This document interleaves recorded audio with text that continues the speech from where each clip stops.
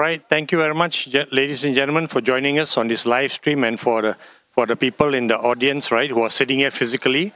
We appreciate your time you're sharing with us. This is the last panel of Fireside Chat for day 2 of the Smart City Expo KL 2025, together with MDEC, right, Malaysia Digital Acceleration 2025 conference also. It's been busy, it's been fun, and it's been stressful also. Anuar was complaining that he didn't have enough time to prepare for this session, so he's got his notes there. You may catch him furiously reading his notes before it's his turn to speak, although thankfully the load will be carried by Dr. Jasmine, who I've known for a long time. And we're going to get started actually on the topic of around trust. Why trust? Because Malaysia aims to be the hub of ASEAN for the digital and AI economy. So obviously you need people to trust you, for them to say, for the regional countries to say, hey, okay, Malaysia can be the center for hosting whatever it is, right? That will benefit all of us. Very important, right? It has to benefit the whole region. Otherwise, it's no go. So maybe we'll start with a simple question, right? And I'll start with you, Jasmine, and then I'll go to Anuar, which is, right, the theme for MDEC this year is igniting data economy through aspirations, through emerging technologies. Now, ASEAN, of course, Malaysia is the chairman of ASEAN this year, and we've had great success in bringing in, FDI investment into the country, and we've also in the process upgraded our digital infrastructure and regulatory systems also over the past 2 years. Now, the question is, just like technology is forcing all of us forward without rest, what's next? Thank you, Karam, and thank you to the organizers for this critical conversation as we talk about trust. And data economy is only meaningful when there is trust as an underlying foundation. And you asked the question is, what's next? What's next is quantum, from AI to quantum. Wow. And it's here today, right? We are celebrating 100 years of quantum physics. Seriously, yeah? Wow. 100 years. And we are, you talked about the regulatory infrastructure, and you talked about policy infrastructure. And why is that critical? In order for us to be competitive, because every country in the region wants to be the trusted hub. We want to be competitive. Why is it important to be competitive? We then will have direct impact on our people. Then we can raise our GNI. It creates jobs. It has an economic overflow. And why is it has to be trusted? Because in order to be able to have a net gain of data, we need to be that trusted data hub. We need to be able to say we are able to set up that digital embassy-like infrastructure. When you put your data in Malaysia, your data is safe. And that is the kind of trust mark that we want to advocate for. Because why is it different? Why can't other countries do it? Yeah, of course they want, but we want to be the first movers, right? That's important. Because today we are talking AI. Tomorrow we will be talking quantum, right? So to me, it is the first mover advantage is what we are looking for.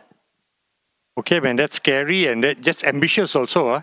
She must be spending a lot of time with Gobin, who likes to talk like that, be bold. And the guy who actually does spend a lot of time with Gobin, why don't you take it now, Anuar? What next? And feel free to disagree with Dr. Jasmine if you don't think quantum is next, because AI has got we've all got our hands full with AI, right? Which is still very new in the game, and yet Jasmine is raising the bar so high. Thank you, Karam. Thank you, Dr. Jasmine. For me, it really is about the speed of change right now. Okay. Dr. Jasmine is talking about quantum. We barely talked about AI, 3, 4, 5 years ago? Definitely. Even 3 years ago, not yet. Yeah, not yet, right? So, for me, it's how fast things are evolving. There's this law, that we had a lecture earlier by Dr. K. Eugene. He's talking about Moore's law, how compute power doubles every 2 years. That law is out the window now. Oh. Because things that the compute is doubling every few weeks. Look at how DeepSeek has done and how all the other LLMs are doing. Yep. We are looking at how fast this thing is moving, and we're moving at light speed. So for me, it really is about how trust is something that we can establish. Why is the dollar being trusted globally? Because there's trust, right? Malaysia has ambitions to be a regional digital hub. Malaysia, the Prime Minister announced the plans for an AI nation during the 13 Malaysia Plan. Yeah, 13 Malaysia Plan. It's not just about a sustainable or inclusive development. How can data that comes from Malaysia, how can if it's hosted in Malaysia, how are data centers in Malaysia, what do we need to do, what do we need to have as a basic foundation to be able to say these are trusted data sources? We're looking at, data protection laws, cyber security, yes, empirical reasoning, and how these data is classified as something that is trustworthy to be used globally, not just within Malaysia, how to use it across borders. Yep. Okay. Just so many things you mentioned there that I can follow on also. So, but because it's still so new and the word trust is amazing, right? You remove the T from the word trust, it becomes rust. It's a very powerful word, right? Double-edged sword. Because if you don't achieve that, then you're just an also ran. So while Jasmine is saying that we want to be first mover advantage, then I'm hoping, of course, the budget is coming up, hoping to see something tangible in terms of, a budget, right? To say that we aspiring to be this, but you got to put your money where your mouth is, and hopefully there is some money there. And I know Microsoft will also match that generously because they want to help us achieve this objective, right? And we'll see where we go from there. Because everybody will say talk is cheap, correct? So let's see in the next budget whether there's something tangible, right? And so, wow, Malaysia is serious. They're putting in this much into creating the first step. And it's almost a race. When I talk about first step, my mind is censoring me. No, Karam, it is the first, second, and third step. You cannot do this step by step because you say people are moving ahead so fast. Somebody can come and put more money and say we are more serious about Malaysia, and we will want to be the regional trusted hub for Southeast Asia. And then if they can throw numbers around and say, look, Malaysia is doing this, we are putting that. No, we are more serious, right? And we've got the Prime Minister announcing it, the Cabinet announcing it. I don't know. But it's definitely a race, and I'm feeling a bit stressed out already, even though I'm not part of the race. You two are going to be more so you. Okay, but that aside, okay, let's move on. I want to stay to trust, right? How does Malaysia build this elusive quality of trust in digital ecosystem to elevate us to a regional stage? Because laws are already in place, like you mentioned also, right? And to secure world-class infrastructure is already here. I mean, Malaysia has long had world-class infrastructure, right? From ports, airports, right? Roads, all world-class. Now we're looking at digital infrastructure. And this infrastructure here is ready to be used. But how do you now build this quality of trust? Yasmin, again first? Yes. Okay. So, in order for us to be able to build these pillars of trust, we need to look at three things, right? Number one, the ability to ensure that the data that belongs to our customers actually belongs to them, and no one else can come and access it. And this is a critical pillar. The reason being, governments, enterprises, banks will only put data in your country if they know that the laws are robust. Absolutely, man. They can sleep easy at night and not get sued or whatever, right? Correct, because data is the asset, right? And digital is economy. We have stopped talking about digital economy just as part of the GDP because digital is economy. Yes. Number one. Number two, we need to talk about being able to have future-proofed regulations. We live in a world where analog policies continue to be running the digital world. Dominate, yes. Yeah, right? We live in an analog world and we say that we create digital policies. We do. And I think comments to the ministry who have gone out to do the cybersecurity law, the privacy laws. But in order for us to have an agile policy environment, we need to future-proof. That is the only way we can attract the right kind of resources, right? And the third element to this is actually the people element. People are a renewable resource, right? People can be trained and retrained, but we need to train them for an AI era. We need to be able to have the right set of ethical officers. We need to have the right of privacy officials. But today, these are areas where we continue to struggle. Of course. But I mean, to be fair, Microsoft has helped. When you announced 2 years ago that you have an AI initiative to train 800,000, right, Malaysians, I said, no way, man. This is just a number they throw out there to make the media, run the story or whatever. But yet I saw something very recently in preparing for this that you feed 600,000.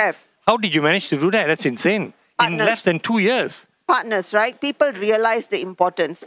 Because without AI, we have seen how kindergarten teachers in rural part of Malaysia have been retrained, become managers. Fantastic. Because they are able to use this new skill.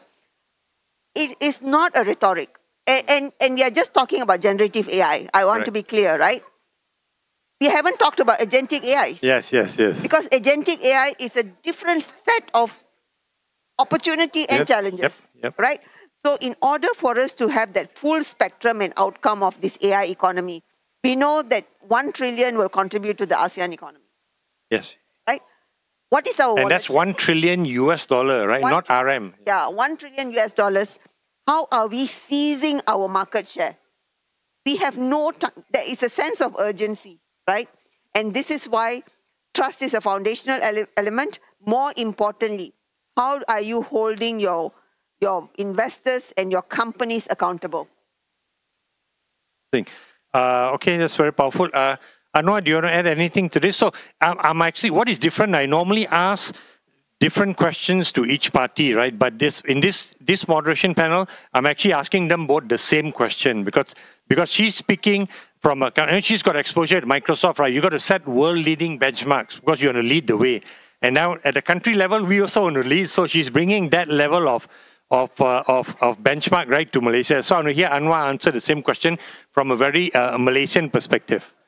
For me, AI, trading AI skills, how we partner with Microsoft, how MDEC partners with Microsoft it is inevitable. It is right now a question of survival. Let me give you an example, Karam. Maybe 15 years ago, if I sent out a CV, I would put skills, Microsoft Office. Today, if I put skills, Microsoft Office, people will laugh at me. Because you expect to know how to use Microsoft, Word, how to use Excel, how to use PowerPoint.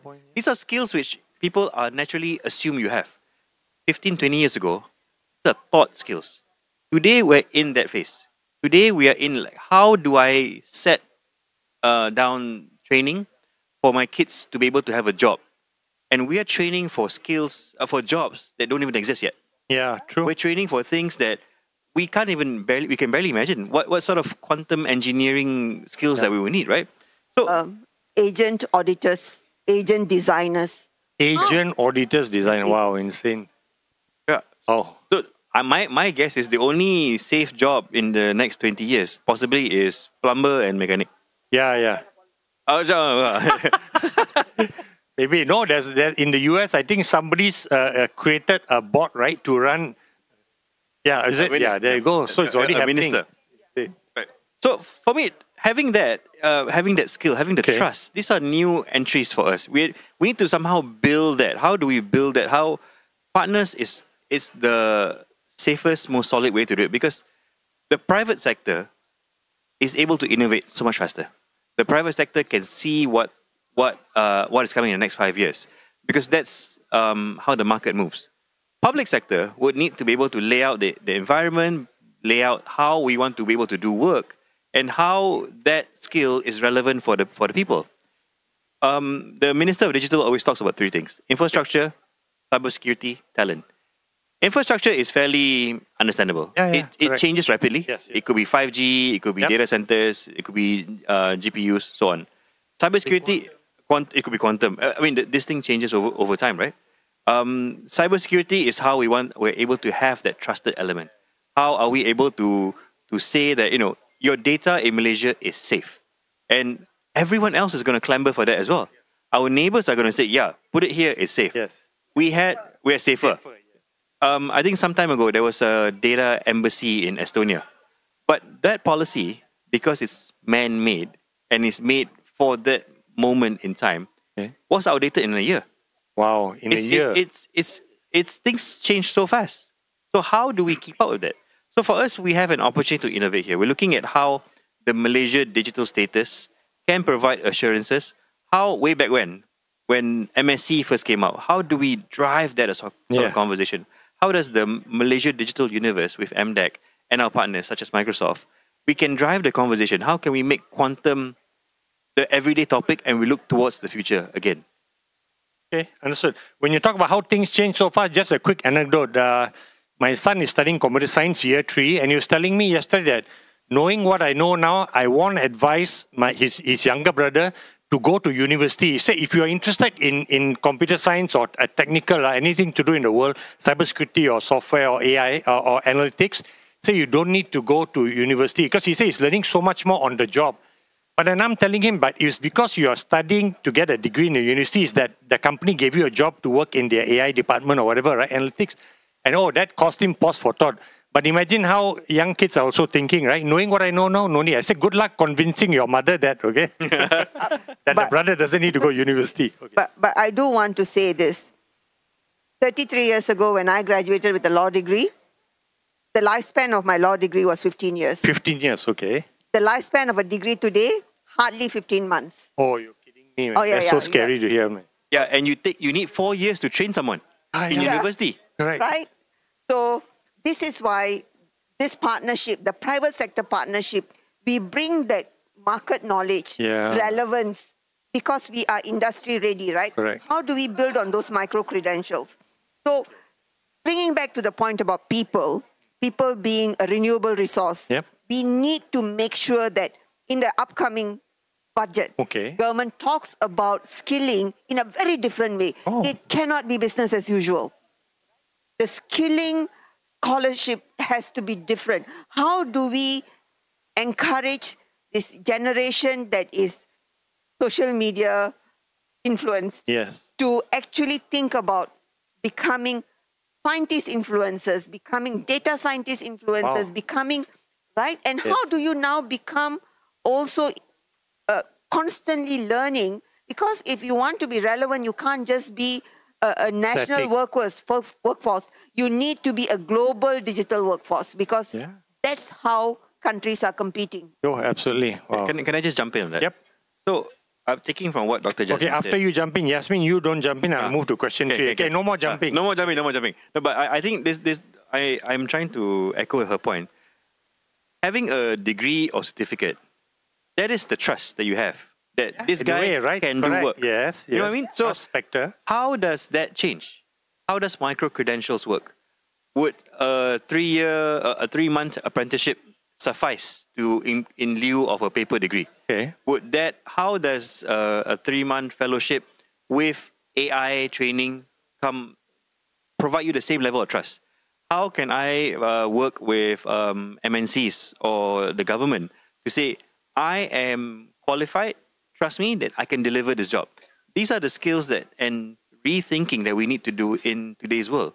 And if someone comes up and say, look, I'm homeschooled, I learn on YouTube. Versus I went to University Malaya and I spent 4 years studying for my computer science degree. I mean, it's crazy. How do you make that distinction? Well, you got to be bold, like Jasmine is saying, right? And interesting, by the way, this is not new. I mean, there's a gentleman sitting here in the front row. Of course, he went to MIT, right? So like almost 30 years ago, he did a degree in computer science and electrical engineering. Back then, it was considered one degree. Now it would be separate degrees. And when he did his master's, it was a working master's. So he ended up earning a patent in submarine, underwater communication technology. As a student, right, he already had a patent, joint patent to his name. So maybe we've got to go back and these things used to work before, right? When you go back to some of those things that worked, right? And be bold enough to apply them today. They may say, hey, no, this is old. Look for something new. Maybe we don't need to. But no more jumping. I want to move on to my next question, because talk about this initiative, right? Tell us more about what an initiative to build trust in Malaysia as a regional digital and AI hub could look like, because I don't know. So maybe... I'm happy to take this because this is an important partnership with the government. And she's going to talk about how to do it now. Okay, great. So what are the gives and gets? What are the commitments investors like Microsoft can make to the country? It's not just saying, recognize us, recognize our data center as a digital embassy or a trusted Malaysia Digital. Why that trust mark is critical. The trusted Malaysia Digital is critical because we too are reciprocating with our commitment to the country, right? The kind of commitment where we say that we have the highest international standards, but when we elevate the standards, the industry elevates the standards. It's not just about the investors. It's the data center industry. It's an entire industry, an entire ecosystem that gets elevated. So the commitment, the ask is not just a recognition. Microsoft is given this digital embassy status or trusted MD status, the first company, no. It's about how you are collectively elevating a national standard. We have bold ambitions. We want to be an AI nation. in order for us to do that, our digital infrastructure, our info infrastructure has to be truly robust. And it is not just about the MNCs or no, it's an entire ecosystem. And we want to collectively raise it for the entire industry in Malaysia and then set the path, be the pathfinders for the region. We have to be, right? If you say we want to be the first. Anuar, you want to add to that? For me, digital, AI, technology has blurred borders. We are a 33 million market. But then if you add the 6 million migrant workers, almost 40 million. Well, I leave that data to you. I can't corroborate that. Yeah. But how data has blurred the borders is amazing. In MDEC, we have the DEX program where we have digital exports. Our solutions are world class. Our solutions are not just like Jago Kampung. It's being used in big companies. It's being used in Europe. It's being used in ASEAN. And these are things which I think we need to be very proud of. So we're leading a study on ASEAN framework on cross-border cloud computing. I wasn't aware. It's ongoing now, is it? It's ongoing. Okay. It provides common principles to be adopted by ASEAN member states. So if we have a baseline, we can achieve that. How we are able to drive the market, how we are able to have common standards to set the trust, the level of trust, and be able to manage the cross-border data hosting. Yep. This gives us a trusted data corridor and the mechanism to implement how this works. So if we have, I go back to my border thing, right? We are driving it. We are the chairman of ASEAN. If this is an ASEAN agenda, how other ASEAN member countries can adopt it, how they can receive it to say, yes, this is something I can believe in. Malaysia's leading it. ASEAN as a bloc is a real superpower in having the trust, yep, data management, and the data economy. My guess is from digital economy, we will soon evolve to a data economy. Data is the asset. Yeah. I am very sure, and I've read this, that the Middle East, they are really, really into... very aggressive into having more compute, to having a data repository, to having a data banks. These are all echoed as well in the 13th Malaysia Plan. How do we drive that sort of conversation? Yes, we will start at home. Yes, we will start in the next 5 years. But the ambition that is set out by the Malaysian government, by the Madani government, is bigger than just 33 million. It's 700 million. It's global. So ultimately, how can Malaysia Digital be the trusted brand, be able to drive the conversation for our neighbors globally, and how that is accepted? It has to be through the partners. Yeah, how can we have a trusted data center, a trusted data repository? Yep. And the trust is something that is, eventually, it is currency. Oh, interesting. When you mentioned data as the currency, I think on Tuesday night, Monday night, we had so many holidays. Monday night, first day of the extended 2-day holiday, I was at a family function and a 70-plus-year-old retiree suddenly brought up the word data is the new oil. And I was surprised, so that kind of conversation about the digital world and the economy has permeated, right, all the way. When I say this is permeated up, right, because of course young kids and people who are in the workforce understand it, but it's so prevalent, and he also understood that. I was amazed when I said, wow, uncle, you know about data, and he almost beat me up when I said, uncle, you know about data. I think the one thing which for me at least, one thing which I always have to remember to myself, we have all the data trust, we have the thinking of the new work, but ultimately, we need to ensure that the humanness is still there. Yeah, of course. The niyat, the nawaitu, the iman, and how we drive these conversations is human essence. So ethics is also very critical, and how the trust of it, how I will not harm my neighbor, so to speak. How when you place your data in Malaysia, it is guarded. It's not stolen. Yeah. It is what it is. If you say this is Dr. Jasmine, this is Dr. Jasmine. Yeah. This is not Dr. Yasmin. Right? So that's the critical part of it. How we can drive that conversation. And we're in a really, really good position to be able to drive it. I think we've had a wonderful ASEAN year, ASEAN chairmanship. Yep. Where so far, a few months to go, few weeks to go. But that momentum needs to be carried forward. That momentum needs to be pushed.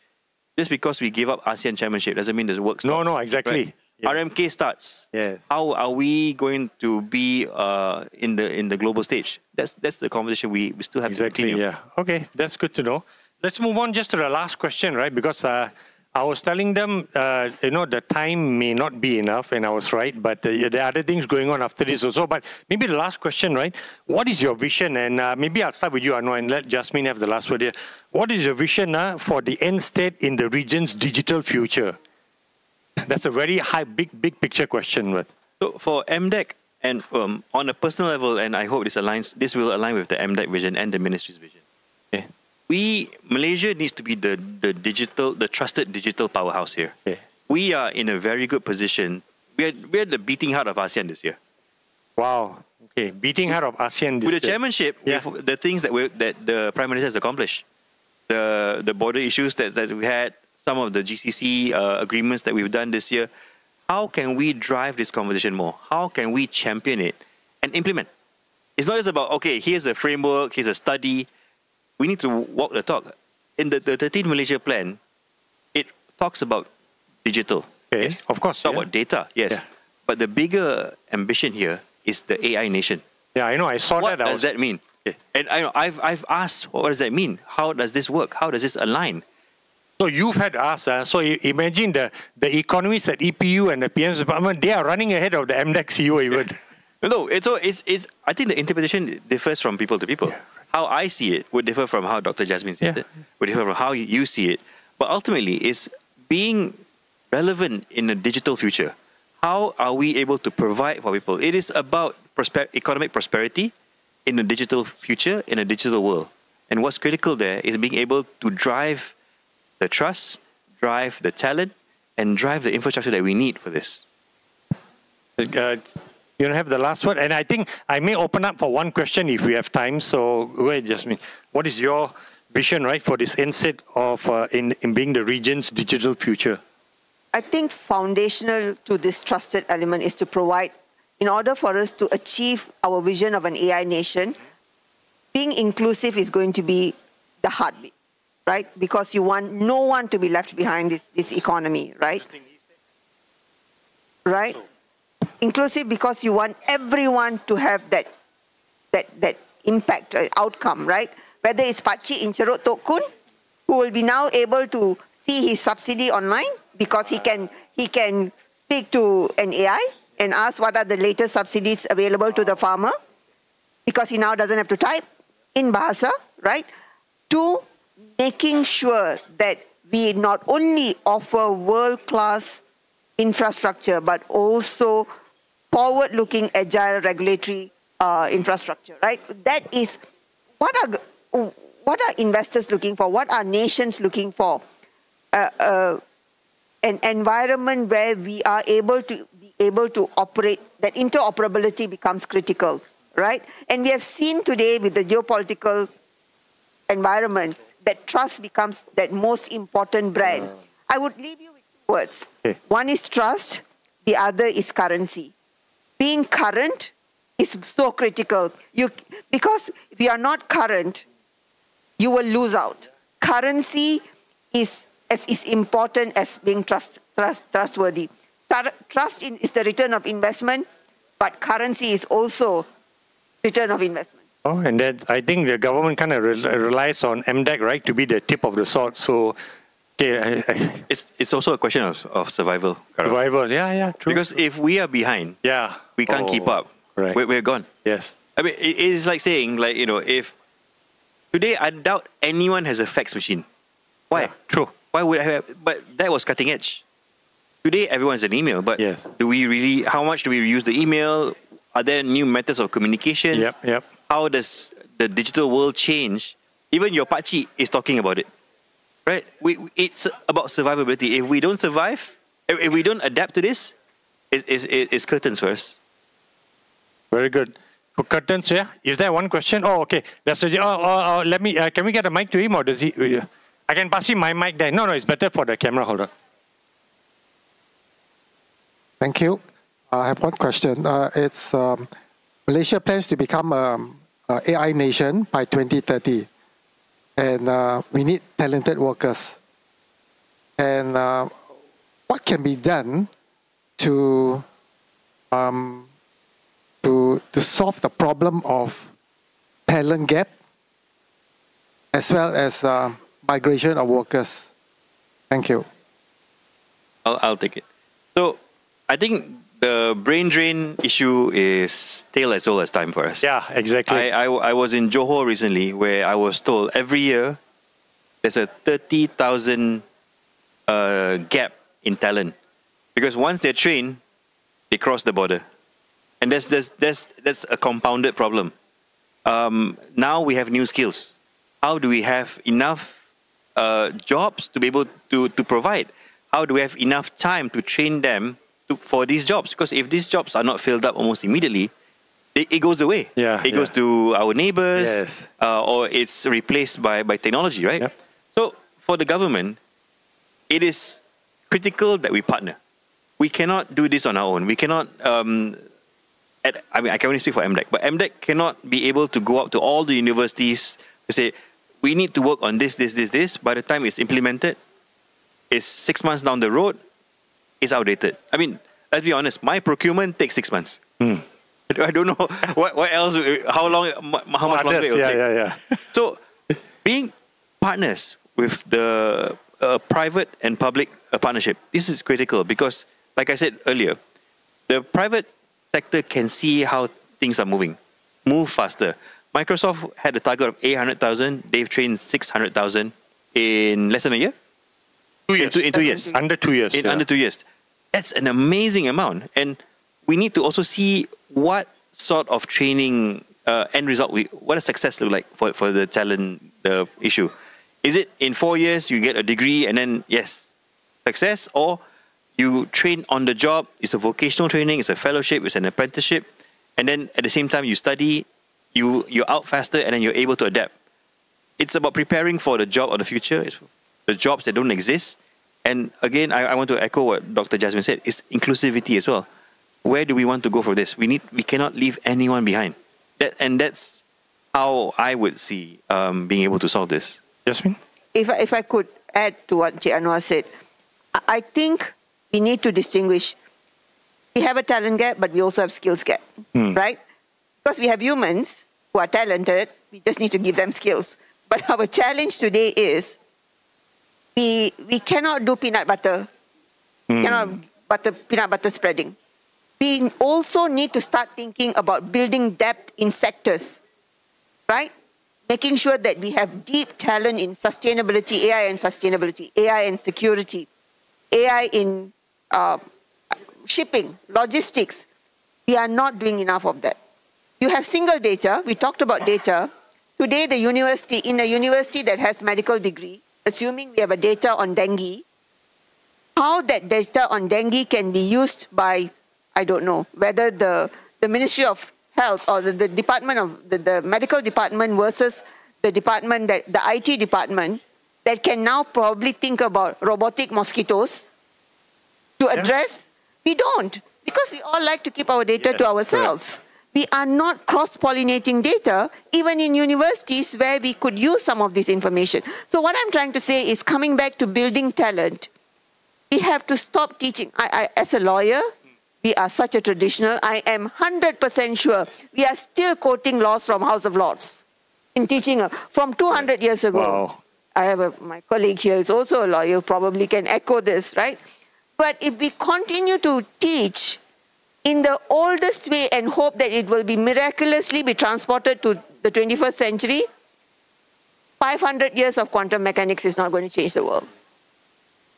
Interesting. Just to just quickly recap, because you mentioned about the talent gap and you gave the example of Johor, because my very good friend has moved back from KL to Johor because he was born there. And he said because of the opportunity of the Singapore, the Johor-Singapore, right, economic corridor. So very interesting. But he said that people get tired, you're traveling every day on motorbike or car and all, right? Very few are driving. You're taking motorbike or you're taking a public transport. And he said that if salaries, and Johor salaries are actually already higher than many places in Malaysia, because they're forced to, right? But he said if salaries in Johor could go up another like 40%, people would not go to Singapore, right, to work. Then you could keep the talent here because there's wear and tear on you, right? So that's one way. But you try to ask the business in Johor, like, hey, increase your salary by 40%. They probably look for the nearest rotan and vacuum, right? So it's very hard. But that's an age-old, like Anuar was saying, it's an age-old problem. And I like what Jasmine said, we've got to be inclusive so that we increase the depth of the talent pool, right? Not just those who go to college or university are attractive, right? When we've got others also who don't go to university, but they've got, with micro-credentials, you've got enough skills and experience that then, hey, even if we lose, 8 or 10 people out of 50 to another country, right? We've got enough here to meet the needs of our entrepreneurs here, like, Azhar, right, from Nervosis. So we need to increase the depth. And Microsoft is playing its part, MDEC is, and I think more there will be to come. Very good challenge, you said, right? Let's see whether the government does anything very different, radical, in the upcoming budget, right? In terms of talent and how we want to train our people also. So good question, thank you. It's an age-old question, but it's good in the relevance of this discussion. With that now, I think I actually have to end. We've gone quite overboard already. Thank you so much for all of you who are watching at home, right, in the comfort of your homes. But you're going to miss out on the networking sessions. They're going to happen soon, so too bad about that. But again, all of you who are here also, great. We'll maybe see you at the networking session. And there'll be one more day of panel sessions live stream from tomorrow. So do catch us soon. Take care, everyone.